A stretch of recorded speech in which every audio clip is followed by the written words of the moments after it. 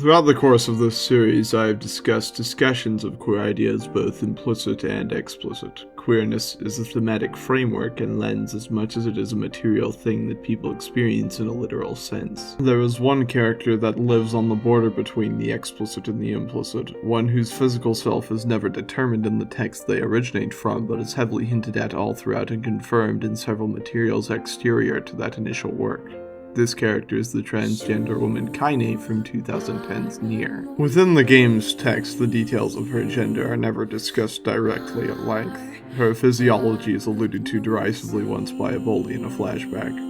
However, where NieR excels in this particular storyline is through its subtextual discourse about what her identity means. There doesn't need to be a direct examination of her struggles related to her body in terms of femininity in order for her narrative to resonate deeply with trans femininity. Kainé does struggle with her body in the game, just not in the way you might expect. Within the world of NieR, Kainé is partially possessed by one of the shadowy monsters known only as Shades. This leads to her body having unique properties to it that people find horrifying to the point of being ostracized from all forms of society. Shades are perceived as the enemy, and she is part of one.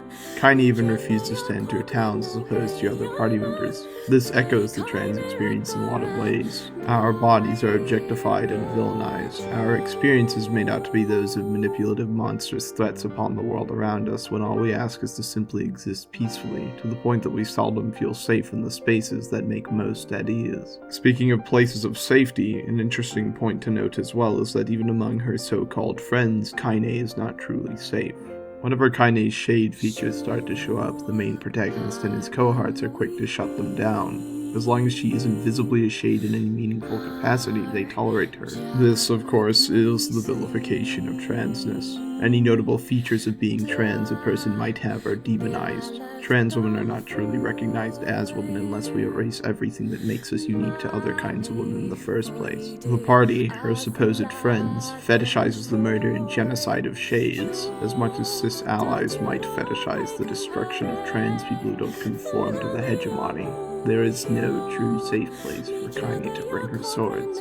While the apocryphal texts of NieR do some truly disgusting things with Kainé as a character, fetishizing her transness in ways that contradict the ideas NieR put forward with her, I find that her story within the original game is incredibly beautiful. Kainé is an act of defiance against a society that explicitly wants to kill her for having a body that's atypical to the hegemony. Her violent and vulgar way is an empowering way of displaying that, and it doesn't even require her transness to be stated outright for that to be evident. And ultimately, at the end of that story, she finally gets a moment to just rest, after a fascist gives his life just to save hers. Kainé's abrasive nature and how it relates to the trans feminine is something that I have only seen one other time, in the character Vriska from Homestuck, and I am fairly confident it's the highest honor I can give a character.